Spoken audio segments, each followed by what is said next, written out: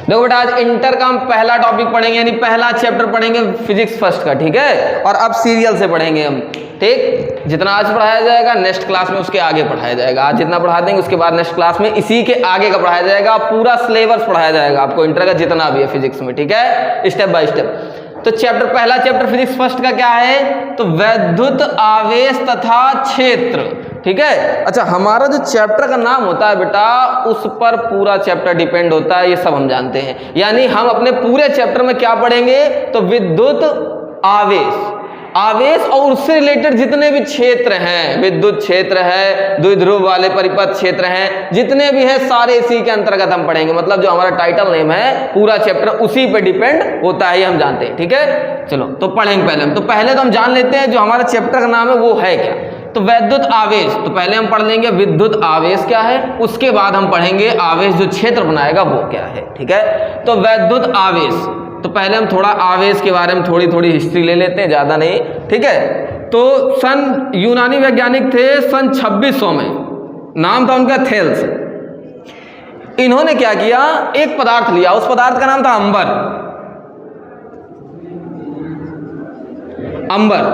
अंबर नामक पदार्थ था। इनको जब इस पदार्थ को जब उन्होंने रगड़ा, ठीक है, और रगड़ने के बाद नॉर्मल हम लोग देखते हैं, किसी चीज को लेते हैं, कोई गुब्बारा ले लो, खोपड़ी पर रगड़ लो, तेल जहां होगा, और उसको आप हल्के कागज में छुआओगे तो चिपक जाएगा। वो चिपकने का मतलब क्या होता है, आकर्षण का क्षेत्र आ जाता है उस पर, ठीक है, यानी उस पर इलेक्ट्रॉन उपस्थित हो जाते हैं। अच्छा, इलेक्ट्रॉन का मतलब समझो, अंबर जो है ये यूनानी वर्ड है, ठीक है, और यूनानी वर्ड में इस अंबर को दूसरा नाम है इलेक्ट्रॉन कहा जाता है। इसको क्या कहा जाता है बेटा, इलेक्ट्रॉन कहा जाता है, ठीक है, इस अंबर को।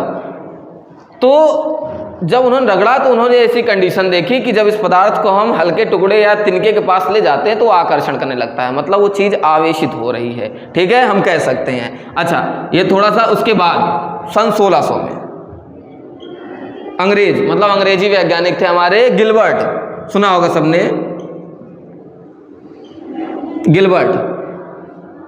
गिलबर्ट ने क्या किया, हम लोग पढ़ते हैं आजकल पढ़ते हैं इलेक्ट्रिक और इलेक्ट्रिसिटी, तो ये कहाँ से आई।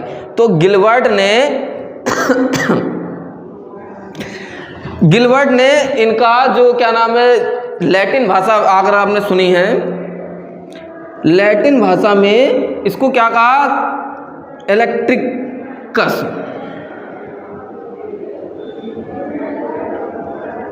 इसका नाम क्या दिया, इलेक्ट्रिकस। और इलेक्ट्रिकस ही बाद में चलकर विद्युत और वैद्युत में रिलेटेड हो गया। विद्युत यानी हम क्या पढ़ते हैं, इलेक्ट्रिक, ठीक है, और विद्युत में वैद्युत और वैद्युत यानी इलेक्ट्रिक, ठीक है, और इलेक्ट्रिसिटी यानी विद्युत। हमारी दोनों चीजें थोड़ी अलग, नाम में डिफरेंस है, बाकी कुछ नहीं है ज्यादा कुछ, ठीक है। तो ये थोड़ा था कि थेल्स ने इलेक्ट्रॉन नाम दिया इसको, और गिलबर्ट ने इलेक्ट्रिकस नाम दिया, और इन्हीं से आगे बढ़े, ठीक है। अच्छा, आवेश, हमने आवेश पढ़े कितने प्रकार के होते हैं, 2 प्रकार के। कितने प्रकार के होते हैं, 2।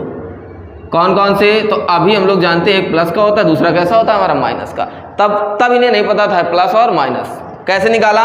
तो जब क्या किया इन्होंने, जो हमारे थेल्स थे, इन्होंने कांच लिया और कांच के साथ रेशम लिया, ठीक है। जब कांच और रेशम को रगड़ दिया इन्होंने, रगड़ने के बाद जो हमारा पदार्थ था उसको एक धागे से बांध के क्या कर दिया, लटका दिया, ठीक है। और फिर क्या किया, फिर एक कांच लिया और रेशम लिया और फिर रगड़ा, फिर दोनों को लटका दिया। और जब लटकाने के बाद इनको पास मिलाए हम, तो ये एक दूसरे को फेंकने लगे, प्रतिकर्षण करने लगे, ठीक है। इससे ये समझ में आया कि जितना जो आवेश इस पर है वही आवेश इस पर है, तो ये दोनों एक दूसरे को क्या कर रहे हैं, प्रतिकर्षित कर रहे हैं। अब फिर बाद में क्या किया इन्होंने कि रबड़ ली, ठीक है। रबड़ को जब इन्होंने बिल्ली की खाल से रगड़ा, या ठीक है, जब इन्होंने रगड़ा उसको, तो रगड़ने के बाद उस पदार्थ को लाकर इस वाले के बगल में टांग दिया, किसके, कांच और रेशम से जो निकला था, ठीक है। और जैसे ही लटकाया, पास मिलाए, तो एक दूसरे को ये आकर्षित करने लगे, घसीटने लगे, ठीक है। जिससे ये पता चला कि एक पर धनावेश और एक पर ऋणावेश है, ठीक है। अच्छा, तो दोनों एक दूसरे को क्या करने लगे, आकर्षित। तो यहाँ पर आकर्षण का भी गुण मिल गया और किसका भी बेटा, प्रतिकर्षण का भी गुण मिल गया। ठीक है, और जहाँ आकर्षण और प्रतिकर्षण दोनों होते हैं वहां पैदा होती है इलेक्ट्रिसिटी। ठीक है, यानी विद्युत जिसे कहते हैं। ठीक है। अच्छा, अब थोड़ा चैप्टर में आ जाते हैं। ये थोड़ा जानकारी थी जो भी है। चैप्टर हमारा है विद्युत आवेश। आज हम जानते हैं कि विद्युत आवेश जो प्रेजेंट होता है वो क्यू से होता है। आप स्मॉल रखो या कैपिटल रखो कोई फर्क नहीं पड़ता। ठीक है, Q से प्रेजेंट होता है और फॉर्मूले के अनुसार Q बराबर होता है I इंटू टी। क्या होता है बेटा, I इंटू टी। तो आवेश क्या होता है, तो आवेश जो होता है वो हम परिभाषा के अनुसार लिख सकते हैं। परिभाषा इन्हीं से बन जाती है, फॉर्मूले से, हमें कहीं याद नहीं करनी पड़नी है। बस हमने फॉर्मूला लिखा और बस समय क्या है हमारा T, धारा यानी I, आवेश हमारा क्या है Q, बस हमें पता होना चाहिए। ठीक, तो अगर हमने कोई वैद्युत परिपथ लिया जिसमें करंट बहता है, समझ रहे हो, ठीक, हमने जब लिया और उसमें जो धारा प्रवाहित की, करंट जो प्रवाहित किया, मान लिया 2 एम्पियर की धारा हमने क्या की, प्रवाहित की, पर प्रवाहित कर रही, जैसे ही प्रवाहित करी उसका जो समय लेंगे हम कितने सेकेंड लेंगे, 1 सेकेंड। तो 1 सेकेंड में हम जितनी धारा प्रवाहित करेंगे वो किसके बराबर होगी, हमारे आवेश के। तो हम कह सकते हैं कि एकांक समय में बहने वाली धारा, किसी विद्युत परिपथ में एकांक समय में बहने वाली धारा विद्युत आवेश कहलाती है। ठीक है, यानी 1 सेकेंड में बहने वाली धारा विद्युत आवेश कहलाती है, एकांक समय में बहने वाली धारा विद्युत आवेश कहलाती है। और आवेश, अब हमसे पूछा जाता है इससे रिलेटेड चीजें, तो आवेश जैसे परिभाषा, ये आवेश क्या है आपने लिख दी, उसके बाद लिखने के बाद उसका क्या लिखेंगे, हम फॉर्मूला लिखेंगे। उसके बाद आपसे पूछ लेता है इसकी यूनिट यानी इसका मात्रक क्या होता है। तो इसका मात्रक, तो सबसे पहले तो एसआई मात्रक इसका है कूलाम बेटा। क्या है बेटा, इसका एसआई मात्रक है कूलाम। ठीक है, कूलाम नामक वैज्ञानिक थे जिन्होंने आवेश को अच्छी तरह से प्रचलित किया, अच्छी तरह से लोगों को बताया। ठीक है, तो वो थे कूलाम, इसलिए इसकी यूनिट क्या है, यानी इसका मात्रक क्या है, कूलाम। तो ये तो इसका मात्रक सीधा सीधा है, एक फॉर्मूले से बन जाता है। क्यों, कोई भी फॉर्मूला हो, मात्रक फॉर्मूले से एक जरूर बनता है। जैसे आवेश का मात्रक, तो I जो है, I का मात्रक आपने हाई स्कूल में पढ़ा है, विद्युत धारा का मात्रक होता है एम्पियर, और T का सबने पढ़ा रखा है सेकेंड। तो आवेश का एक और मात्रक हो गया एम्पियर सेकेंड, जो एग्जाम में बहुत पूछा जाता है कि एम्पियर सेकेंड किस भौतिक राशि का मात्रक है, एम्पियर सेकेंड किस भौतिक राशि का मात्रक है, तो आवेश का। किसका बेटा, आवेश का, विद्युत आवेश का हमारा क्या है, मात्रक है। अच्छा, आवेश का एक फॉर्मूला और है इलेक्ट्रॉन के साथ। ठीक है, न्यूमेरिकल्स में ज्यादा कर वही यूज होता है, Q बराबर N इंटू E। ये जो E है ये भी आवेश है, ठीक, पर ये एक निश्चित आवेश है। ठीक है, कि एक इलेक्ट्रॉन पर आवेश होता कितना है। ठीक है, एक इलेक्ट्रॉन अपने पास कितना आवेश रखता है, तो एक इलेक्ट्रॉन अपने पास 1.6 गुणे 10 की घात -19 1.6 इंटू 10⁻⁻19 कूलाम का आवेश रखता है एक इलेक्ट्रॉन अपने पास। ठीक है। अच्छा, n क्या है, तो नंबर ऑफ इलेक्ट्रॉन है, इलेक्ट्रॉनों की क्या है बेटा, संख्या, कि कितने इलेक्ट्रॉन हैं हमारे पास, उसमें अगर हम E का गुणा करा देंगे तो हमारा क्या निकल आएगा, आवेश निकल आएगा। ठीक है, जैसे हमारे पास कितने हैं बेटा, 4 इलेक्ट्रॉन है, आवेश कितना है, तो उसमें किसका गुणा करा दो, E का, तो क्या निकल आएगा, आवेश यानी Q निकल आएगा। कि पूरे परिपथ में टोटल कितने आवेश हैं, यानी आवेश की कितनी संख्या अगर 4 है तो पूरा आवेश कितना है हमारे पास। ठीक है, उसमें E का गुणा, E का मतलब किसका गुणा, 1.6 गुणे 10 की घात -19 का क्या करा देंगे, हम इंटू करा देंगे, तो हमारा निकल आएगा आवेश क्या होता है। उसके बाद हम पढ़ेंगे क्षेत्र। क्षेत्र क्या है, क्षेत्र का मतलब होता है एरिया, समझ रहे हो, और एरिया, आवेश कितना एरिया घेरता है। जैसे देखो, तुम आप लोग को बताएं, एक हमने क्या लिया, एक बॉक्स लिया लोहे का, ठीक है, या तांबे किसी का भी ले लो, और उस पर क्या दे दिया, करंट दे दिया। क्या दे दिया हमने, करंट। अब हम जानते हैं अगर इस बॉक्स को करंट दिया तो ये पूरी तरीके से क्या हो गया, इसके आसपास या इस पर पूरा करंट फैल गया, लोहे का फैल जाएगा, इस पे तो फैलेगा ही, अपने आसपास थोड़ी दूर पर भी ये क्या होगा, एरिया घेर लेगा। कितनी दूर पर आने वाली वस्तुओं के क्या कर लेगा, या तो खींच लेगा, या तो क्या कर देता, फेंक देता। 2 गुण होते हैं इसके पास, या तो आपको घसीटेगा और या तो आपको क्या कर देगा, फेंकेगा। घसीटने का मतलब होता है अगर एक प्लस का दूसरा कैसा हो जाए, माइनस का, तो यहां पर बन लगता है आकर्षण का। किसका लगता है बेटा, आकर्षण का, और दोनों एक जैसे हो जाए। आपने देखा होगा जब फेस के साथ मिलता है तो फाल्ट हो जाता, फेंक देता तुरंत। ठीक है। इसीलिए हमेशा एक फेस होता है और एक अर्थ होता है। जब ये दोनों होते हैं तब धारा आगे धीरे धीरे मिलकर क्या होती है, बढ़ने लगती है। ये इसको खींचेगा, आगे वाला उसको, आगे वाला उसको, ठीक है, तब करंट बहता है। ठीक, तो एक जैसे आवेशों पर प्रतिकर्षण, यानी अगर हम कहते प्लस क्यू एक ये है, एक प्लस क्यू ये है, इसमें कौन सा बल लग रहा है, तो आप कहोगे सर प्रतिकर्षण का बल लग रहा है। एक जैसे है ना, एक जैसे को बोला जाता है सजाती, और सजाती आवेशों पर सदैव प्रतिकर्षण बल लगता है, ठीक है। और यदि एक प्लस का आवेश ले ले और एक माइनस का, अब बेटा कौन सा लग रहा है, तो आप बता सकते हो सर आकर्षण बल लग रहा है। क्यों? क्योंकि दोनों एक दूसरे से विपरीत हैं, और विपरीत चिन्ह एक दूसरे को क्या करते हैं, आकर्षित करते हैं हमें, ठीक है। अच्छा, क्षेत्र पढ़ा रहे थे हम, तो क्षेत्र क्या, तो हमने क्या किया कि एक आवेश लिया, ये एरिया घेरा, एरिया का मतलब समझ रहे हो, उसने अपना क्षेत्र बना लिया। अब हमें क्या करना है, पता करना है इसका क्षेत्र कहाँ तक है। तो हमारी बुक के अनुसार जो परिभाषा है वो देखो क्या है। अगर हमने एक आवेश लिया, आवेश का मतलब होता है करंट, समझ में आ रहा है, हमने करंट लिया और हमने देखा कि इसने एरिया बना रखा है, लेकिन हमें पता नहीं है कहाँ तक बना रखा है। तो हमने क्या किया, एक दूसरा आवेश ले लिया और इस आवेश को इसके कहाँ ले गए, पास में। जैसे यहाँ पे करंट है, हमें पता करना है, तो एक और तार ले लिया, सरिया ले ली, और हम चले गए उसके पास, जहाँ से उसने हमें मारा झटका, दूर गिरे, हम समझ गए कि वहीं से करंट स्टार्ट है, इसका एरिया बना हुआ है। ठीक, तो परिभाषा क्या कहती है कि स्थिर बिंदु आवेश, रुके हुए स्थिर बिंदु आवेश के चारों ओर का वह क्षेत्र, चारों तरफ का वह क्षेत्र, जहां कोई आवेश अगर हम ले जाएंगे तो विद्युत बल का वो जहां से अनुभव कर लेगा। विद्युत बल मतलब समझ रहे हो, जहां आकर्षण और प्रतिकर्षण दोनों बल होते हैं, उन दोनों बलों को एक साथ अगर हमें बोलना है तो विद्युत बल बोलते हैं। अगर हमने कहा बेटा विद्युत बल पढ़ रहे हैं, तो आप कहोगे सर उसमें आकर्षण भी है और प्रतिकर्षण भी है।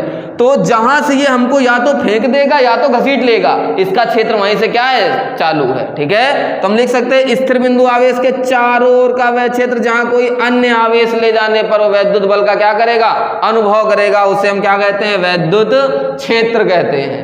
ठीक है, क्षेत्र मतलब फिर से देखो, किसी स्थिर बिंदु आवेश के चारों ओर का वह क्षेत्र जहां कोई दूसरा आवेश ले जाएंगे तो विद्युत बल का अनुभव करेगा, उसे हम कहते हैं विद्युत क्षेत्र कहा जाता है।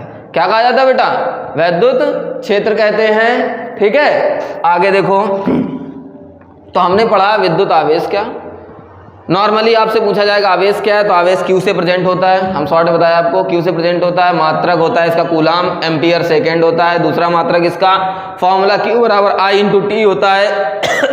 इलेक्ट्रॉनों की संख्या पर पूछे तो क्यू बराबर एन इंटू ई होता है। ये हम सब्जेक्ट के अनुसार बता रहे हैं, जो आपको एग्जाम में पूछा जाएगा। ये जो थेल्स है, ये रगड़ा वगड़ा, ऐसा कुछ नहीं पूछना आपसे।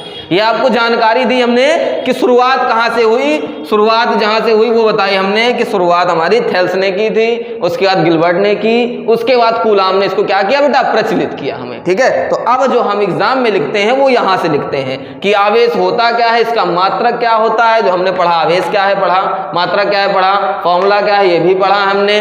ठीक, उसके द्वारा अगर आवेश है तो चारों तरफ करंट होगा, चारों तरफ करंट है तो यानी क्या बना रहा होगा, वो क्षेत्र बना रहा होगा। तो हमने ये भी पढ़ा क्षेत्र क्या होता है। अब इसके बाद जो हमारा सिलेबस का अगला टॉपिक है उसमें हमसे पूछा जाता है कि कूलाम का नियम क्या, ये इंपॉर्टेंट है आपका। ठीक है, इजी है, पहली प्रूवमेंट है छोटी सी, ठीक है, आपके चैप्टर की, कि कूलाम का नियम बताइए आप। ठीक है, तो या तो ये क्वेश्चन 1 नंबर में पूछा जाता है, या तो यही क्वेश्चन हमसे 2 नंबर में पूछा जाता है। तो दोनों करने के तरीके अलग हैं एग्जाम में।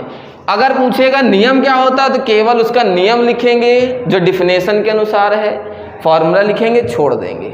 अगर आपसे पूछा जाएगा इसका निगमन करें तो 2 number question, step by step लिखना है उसी परिभाषा को तोड़कर। ठीक है, कैसे बताते हैं, आपने अक्सर कक्षा, अब 12 क्लास है तो 11 तो पढ़ी होगी ना आपने, 11 में आपने पढ़ा होगा कि एक न्यूटन ने गुरुत्वाकर्षण नियम दिया था, और गुरुत्वाकर्षण नियम द्रव्यमानों पर निर्भर था। आज हम पढ़ रहे हैं विद्युत आवेश, कूलाम ने दिया था, तो किस पर निर्भर होगा, आवेशों पर। किस पर निर्भर होगा बेटा, आवेशों पर हमारे क्या होगा, ये निर्भर होगा। देखो कूलाम का नियम क्या है हमारा, ठीक है, तो कूलाम का नियम आवेशों पर निर्भर करता है। देखो कैसे, कूलाम ने क्या किया, 2 आवेश लिए, एक को कह दिया बेटा ये Q1 और दूसरा क्या मान लिया हमने, और इन दोनों को कुछ दूरी पर रख दिया, वो दूरी हमने क्या मान ली, R, कि ये R दूरी पर एक दूसरे से क्या रखे हुए हैं। ठीक है। r दूरी का मतलब कोई निश्चित नहीं है, हम 2 सेंटीमीटर, 4, 10, 15 जितनी आपकी इच्छा हो, ठीक है। हमने रख दिया। अब दो आवेश Q1 और Q2 एक दूसरे से r दूरी पर रखे हैं, ठीक है। इनके बीच कूलाम ने बताया कि बल कितना लगेगा। कौन सा बल? वैद्युत बल, ठीक है। दूरी पे डिपेंड करेगा कि बल कितना लगेगा, ठीक है। दो चुंबक ले लो, अभी पास में रखे, बहुत तेज घसीटेंगे। इस चुंबक को उठा के यहाँ रख दिया और धीरे धीरे घसीटे, और इसी चुंबक को उठा के यहाँ रख दिया, अब घसीटेगे नहीं। इसका मतलब दूरी पर बल डिपेंड करता है कि कितना लग रहा है। अगर हम आवेशों को जितनी दूरी पर रखेंगे उतना ही बल कम लगेगा, जितनी पास रखेंगे उतना ही बल ज्यादा लगेगा। बल कौन सा? तो वैद्युत बल बेटा, ठीक है। अब देखो क्या बताया था उन्होंने कि दोनों आवेशों के बीच जो बल लगता है वो हमने क्या मान लिया? F। दो कंडीशन दी उन्होंने। कूलाम के नियम ने कितने कंडीशन? 2। इन 2 कंडीशन पर कूलाम का नियम खत्म हो जाएगा हमारा। कौन कौन सी हैं? तो दोनों आवेशों के बीच लगने वाला जो वैद्युत बल है वो आवेशों के, आवेश कौन कौन से? Q1 और Q2, दोनों आवेशों के गुणनफल, गुणा यानी गुणनफल के क्या है बेटा? समानुपाती या अनुक्रमानुपाती है, ठीक है। पहली कंडीशन थी, क्या बताया कूलाम ने? कि जो F को बोलते हैं वैद्युत बल, जो वैद्युत बल है वो दोनों आवेशों के गुणनफल के क्या है बेटा? समानुपाती है, ठीक है। जितना आवेश बढ़ाएंगे बल उतना ज्यादा बढ़ेगा। समानुपाती का मतलब होता है ये समान अनुपात, मतलब समझ रहे हो? ये बढ़ाएंगे तो ये भी बढ़ेगा, ये बढ़ाएंगे तो ये भी बढ़ेगा, ठीक है। अच्छा, पहली कंडीशन तो ये थी। दूसरा उन्होंने बताया कि जो वैद्युत बल है वो दोनों आवेशों के बीच की दूरी क्या है बेटा? r, बीच की दूरी के वर्ग यानी स्क्वायर, वर्ग के उल्टा लिखा है। उल्टे को बोलते हैं व्युत्क्रमानुपाती। क्या बोलते हैं बेटा? व्युत्क्रमानुपाती। व्युत्क्रम का मतलब होता है उल्टा, ठीक। अब ये एक दूसरे के क्या है? व्युत्क्रमानुपाती। व्युत्क्रम पर साधारण भाषा में उल्टा कहते हैं। उल्टा का मतलब समझ रहे हो? अगर ये बढ़ेगा तो उल्टा ये घटेगा, समझ रहे हो? ये व्युत्क्रमानुपाती कि अगर हम बल बढ़ाएंगे तो दूरी घटानी पड़ेगी, और दूरी घटाएंगे तो बल अपने आप बढ़ जाएगा। एक दूसरे के अपोजिट होते हैं। अब देखो ये 2 कंडीशन है, बस खत्म। दोनों कंडीशनों को लिखना कैसे? कि दोनों आवेशों के बीच लगने वाला जो वैद्युत बल है वो दोनों आवेशों के गुणनफल के समानुपाती, ठीक है। और वैद्युत बल जो है वो बीच की दूरी के वर्ग के क्या है बेटा? व्युत्क्रमानुपाती है, ठीक है। तो आवेशों के गुणनफल के समानुपाती और बीच की दूरी के वर्ग के व्युत्क्रमानुपाती होता है। इसी को हम कहते हैं कूलाम का नियम, ठीक है। इसको अगर हमने मान लिया समीकरण 1 और इसको क्या मान लिया हमने? समीकरण 2। और दोनों समीकरण को अगर हमने सॉल्व किया तो दोनों के LHS में F लिखा है, हमने F लिख लिया। दोनों में प्रोपोर्शनल लगा, वो भी लगा दिया। अब उतारो, अगर लाइन से उतारेंगे अगर हम तो क्या लिखा है? Q1 Q2 और बटे में क्या लिखा है बेटा? R square. ये हमारा फॉर्मूला, ठीक है। कैसा? अब हम एक लाइन में पढ़ेंगे कि वैद्युत बल आवेशों के गुणनफल के समानुपाती है, दूरी के वर्ग के क्या है बेटा? व्युत्क्रमानुपाती है। इसी को हम लैंग्वेज में लिखते हैं कि वैद्युत बल आवेशों के गुणनफल के समानुपाती और दूरी के वर्ग के व्युत्क्रमानुपाती होता है। इसी को हम कूलाम का नियम कहते हैं। फॉर्मूला होता है proportional Q1 Q2 upon R square. जब हम यूज करेंगे न्यूमेरिकल लगाएंगे तो प्रोपोर्शनल हटाना पड़ता है, बराबर लगाना पड़ता है। तो जैसे ही हम क्या लगाएंगे बेटा? प्रोपोर्शनल हटा के बराबर लगाएंगे तो यहाँ पे कांस्टेंट आता है, ठीक है। अब वो जो कांस्टेंट होता है वो होता है 1/4 पाई एप्सिलॉन नॉट के Q1 Q2 upon R square. ये हमारा क्या बेटा? एग्जैक्टली फॉर्मूला है कूलाम के नियम का। अगर आपसे पूछा जाए फॉर्मूला क्या होता है तो आप बताओगे F बराबर 1/4 पाई एप्सिलॉन नॉट के Q1 Q2 upon R square होता है, ठीक है। इसकी वैल्यू होती है बेटा, इसकी वैल्यू होती है 1/4 पाई एप्सिलॉन नॉट के का मान होता है 9 × 10⁹, ठीक है। अगर हम इसको इस पूरे के मान को उठा कहाँ रख दे? फॉर्मूले पे, तो नया फॉर्मूला बन जाता है जो न्यूमेरिकल में यूज होता है। F इज इक्वल टू, इसकी जगह रखना है हमें 9 × 10⁹ Q1 Q2 upon R square. ये है एग्जैक्टली फॉर्मूला जो न्यूमेरिकल्स में यूज होता है, ठीक है। अच्छा है क्या क्या? तो जहां पर जो K है वो है परावैद्युतांक और जो एप्सिलॉन नॉट है वो है निर्वात में वैद्युतशीलता, और निर्वात वैद्युतशीलता का मान निश्चित होता है 8.85 × 10⁻12, कितना होता है बेटा 8.85 गुणे 10 की घात -12। इतना आपको कूलाम के नियम में लिखना पड़ेगा यहां तक। कब? जब 2 नंबर क्वेश्चन होगा आपके पास एग्जाम में। जब 1 नंबर क्वेश्चन होगा तो केवल परिभाषा लिखनी है और ये फॉर्मूला उठा के रख दो, चाहे ये फॉर्मूला उठा के रख दो। परिभाषा में क्या लिखना है कि जो वैद्युत बल है वो आवेशों के गुणनफल के समानुपाती है और दूरी के वर्ग के व्युत्क्रमानुपाती है। इतना लिखने के बाद उठा के एक फॉर्मूला लिख दो, खत्म। 1 नंबर क्वेश्चन है, पूरा लिखना है तो आप स्टेप बाय स्टेप करोगे। समीकरण बनाएंगे दोनों को लगा के हल करके ये फॉर्मूला निकाल लेंगे। ठीक है, के परावैद्युतांक पदार्थ का और एप्सिलॉन नॉट निर्वात में वैद्युतशीलता है हमारे। ठीक है, निर्वात में क्या है? वैद्युतशीलता। ये है कूलाम का नियम। ठीक है, जो हमारे चैप्टर का इसके आगे का हम आगे नेक्स्ट क्लास में बताएंगे आपको।